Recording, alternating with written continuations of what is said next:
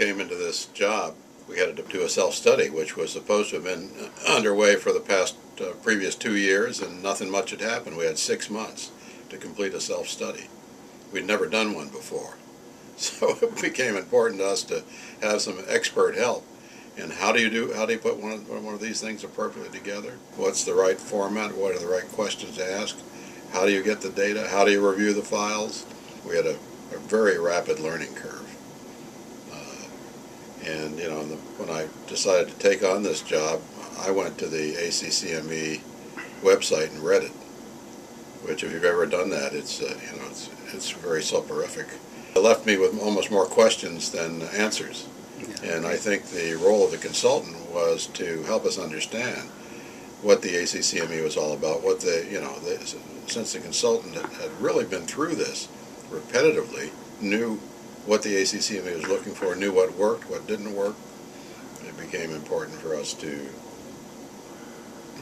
really rely upon that experience as we developed our self-study and began to reform this department. I think they were very helpful in guiding us, and I think that one of the things that I learned the most is that doing this self-study identified so many gaps in practice for us, and so we could figure out quite easily where there were gaps, where there were things that were not being adhered to or followed. There was miscommunication. Their documentation was very, very challenging. And so there was great guidance to be able to take those gaps and be able to turn them around and address those issues in a very positive way so that it wasn't difficult for us to be CME compliant. I think the other issue that we had was that we had a team that had a peripheral knowledge of CME. And so we had a pretty daunting task of educating every member on our team the basics of CME and then taking us to that next step. And I think the consultants were fabulous. Denise was wonderful. Steve, you've been terrific. But just to enable the learning curve for our whole team to be as rapid as it possibly could so that we could start growing the department again. Yeah, as we prepared the files for our self-study, that was a huge challenge, and I think, I don't know what Mikki has to say about it, but I think without Denise in particular helping us to restructure, the data was all here. It was scattered around, you had to go after it and dig it out and find it, but she knew what had to go into the files. Right. And helped us to restructure them so that they were, turned out to be positively reviewed by the ACCME as part of our self-study process. The other thing, from a physician standpoint, I had not been a CME medical director before, but I'd done a lot of CME. I was more of an activity director and a user, and a learner, of course. And one of the things that I always experienced, both in universities and here for the years that I was here, is that the CME department was the CME police. They didn't help you. They just told you what you were doing wrong or what you had to do, or they were the barrier to achieving a good CME process, at least from my user standpoint. And what we wanted to do, coming out of that background, was to make it user-friendly for our activity directors. And I think restructuring our planning process and our planning documents has really helped us to do that.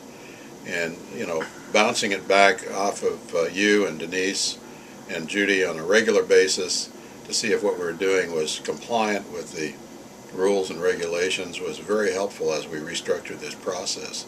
And it's turned out to be very good. We've learned a lot. Our activity directors, it's a pleasure to see them having progressed.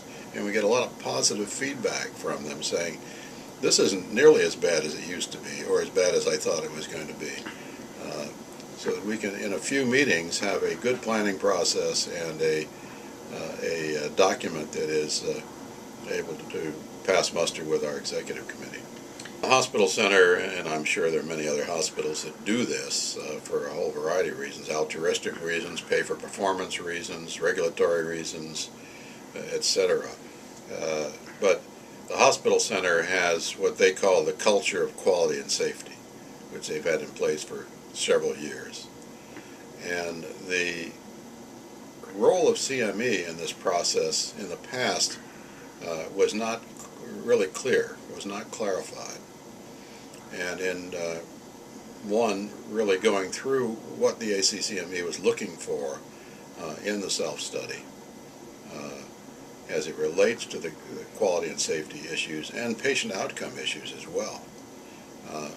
We began to learn ourselves the importance of linking these two together and creating what we call the quality education bridge, so that we assess quality, determine the gaps, design with our activity directors educational interventions, and then go back and remeasure months later or a year later as to whether we're really having any impact on these quality measures. And it's been, some of our departments do a terrific job of that, where they actually participate in national or international quality assessment programs relating to their particular practice. They identify their gaps. They decide where they want to focus their educational activities. We have some really superb examples of that. Some have come out of M&M conferences. Some have come out of even medical liability areas where lawsuits occurred because of a particular practice and poor patient outcomes, and there was a need to really change physician behavior in that regard. And so as we went through this process, we worked with the consultants, making sure that what we did do was compliant and appropriate vis-a-vis the ACCME guidelines, and it's beginning to happen. We're not all the way there yet by a long shot. There's still lots that need to be done in that regard, but I think our departmental chairs and activity directors are getting the message, and we're beginning to see this happen with some really good examples. I think it means that we're moving in the right direction. I think it means that we understand what's expected of us, and that we've structured a program that really tries to achieve the ideal. I think it's reflected in our planning document. It's reflected in our staff's education, in our interaction with activity directors. I think that reporting to Dr. Jan Orlowski, who is the Chief Medical Officer and Senior Vice President for Medical Affairs, this is her mission, this is her passion. And the fact that she has the ability to work through us to be able to achieve her goals and expectations, I think is a very productive vehicle for her and for the institution. And so it's a wonderful opportunity for us to do it, and it gives us, I think it also gives us an opportunity to really work on our processes and procedures and to be successful on a long-range basis, and not be worried about doing the self-study again in just a short amount of time. And I think it also is very, very supportive of what we're doing as far as our staff is concerned. They know that we've been selected. It's partially due to their efforts as well. And I think it's very motivating. It's nice to be considered part of the upper echelon, and to know that the work that we're doing is well respected by our institution and by the ACCME. It also gives us the opportunity to increase the breadth of our activities. Children's Hospital next door no longer has a CME program and has been approaching us to do their CME for them. The NIH no longer has a CME program, and we've had a number of approaches from groups at the NIH and beginning to do some programs for them as well. So I think having this high-level accreditation does help with your reputation, and of course you've got to back it up by providing the services that you say you can provide.